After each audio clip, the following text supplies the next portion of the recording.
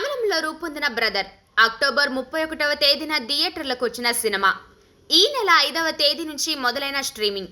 రొటీన్కి భిన్నంగా లేని కథా కథనాలు, ఓ మాదిరిగా అనిపించే కంటెంట్. కోలీవుడ్లో జయం రవికి మంచి ఇమేజ్ ఉంది. ఆయన కథానాయకుడుగా బ్రదర్ అనే సినిమా ఈ మధ్య రూపొందింది. రాజేష్ దర్శకత్వం వహించిన ఈ సినిమా అక్టోబర్ 31వ తేదీన థియేటర్లకు వచ్చింది. ఈ నెల 5వ తేదీ నుంచి G5లో స్ట్రీమింగ్ అవుతోంది. తాజాగా ఈ సినిమా తెలుగులోనూ అందుబాటులోకి వచ్చింది. ఈ సినిమా కథేమిటనేది ఇప్పుడు చూద్దాం. కార్తిక్ అలియాస్ జయం రవి ఓ మధ్యతరగతి కుటుంబానికి చెందిన యువకుడు. విశాఖలో ఆయన కుటుంబం నివసిస్తూ ఉంటుంది. తండ్రి Kumaraswamy alias Achyut Kumar retired college principal. ఎంతకాలమైనా డిగ్రీ పూర్తి చేయని కార్తిక్ను తల్లి సరస్వతి అలియాస్ సీత వెనకేసుకు వస్తూ ఉంటుంది. తన కళ్ళ ముందు ఎలాంటి అక్రమాలు, అవినీతి, అన్యాయం జరిగినా ఎదిరించే స్వభావం కలిగిన వాడిగా కార్తిక్ కనిపిస్తూ ఉంటాడు. కార్తిక్కి ఒక అక్క ఉంటుంది. ఆమె పేరే ఆనంది అలియాస్ భూమిక. వివాహమైన ఆమె ఊటీలోని అత్తగారింట్లో ఉంటుంది.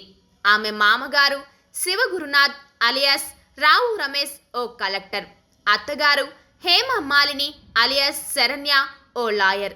ఆనంది భర్త అరవింద్ అలియాస్ నటరాజన్ సుబ్రమణియన్ అటవీ శాఖలో రేంజ్ ఆఫీసర్గా పనిచేస్తూ ఉంటాడు. వారికి 2 పిల్లలు. ఇక అరవింద్కి అర్చన అలియాస్ ప్రియాంక అరుల్ మోహన్ అనే చెల్లెలు ఉంటుంది. ఆమె కార్తిక్ను ఇష్టపడుతూ ఉంటుంది. కార్తిక్ వ్యక్తిత్వం వలన తన తండ్రి హార్ట్అటాక్ వరకు వెళ్లాడని తెలుసుకున్న ఆనంది అతను తండ్రికి దూరంగా ఉండటం మంచిదని భావిస్తుంది. తనతో పాటు ఊటీకి తీసుకుని వచ్చేస్తుంది. స్వేచ్ఛగా తిరిగిన కార్తిక్ టైం టేబుల్ ప్రకారమే నడుచుకుని ఆ ఇంట్లో ఇమడలేకపోతాడు. అతని ధోరణి కారణంగా అత్తామామ భర్త వలన ఆనంది మాట పడవలసి వస్తుంది. తన పిల్లలతో సహా ఆ ఇంటికి దూరం అవుతుంది. అదే సమయంలో కార్తిక్కి ఒక నిజం తెలుస్తుంది. అదేమిటి? అక్క కాపురాన్ని అతను ఎలా చక్కదిద్దుతాడు? అర్చనతో అతని వివాహం జరుగుతుందా అనేది కథ. విశ్లేషణ: ఒక తమ్ముడు తన వలన అక్క జీవితంలో తలెత్తిన సమస్యలను తానే పరిష్కరించే కథనే బ్రదర్.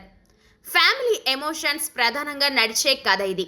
కార్తిక్ నిజాయితీ కారణంగా అతని కుటుంబం, అతని అక్క వైవాహిక జీవితం ఇబ్బందుల్లో పడటం అనే అంశం ఫస్ట్ హాఫ్గా వస్తుంది. అతని కారణంగా ఉత్పన్నమైన సమస్యలను అతనే పరిష్కరిస్తూ వెళ్ళిన విధానం సెకండ్ హాఫ్గా నడుస్తుంది. ఈ నేపథ్యంలో కార్తిక్కి తెలిసే ఒక నిజం కథలో కీలకంగా మారుతుంది.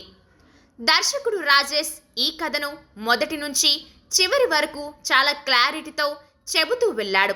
ప్రధానమైన పాత్రలను డిజైన్ చేసుకున్న తీరు, ఆ పాత్రలను నడిపించిన విధానంలో ఎలాంటి లోటుపాట్లు కనిపించవు. కాకపోతే కథలో కొత్తదనం లేకపోవడం వలన అక్క తమ్ముళ్ళ ఎమోషన్స్ నేపథ్యంలో ఇంతకంటే బలమైన కథలు రావడం వలన ఆడియన్స్కి పెద్దగా ఏమీ అనిపించదు. ఈ కథలో అక్క తమ్ముళ్ళ ఎమోషన్స్పై మాత్రమే ఎక్కువగా ఫోకస్ చేశారు.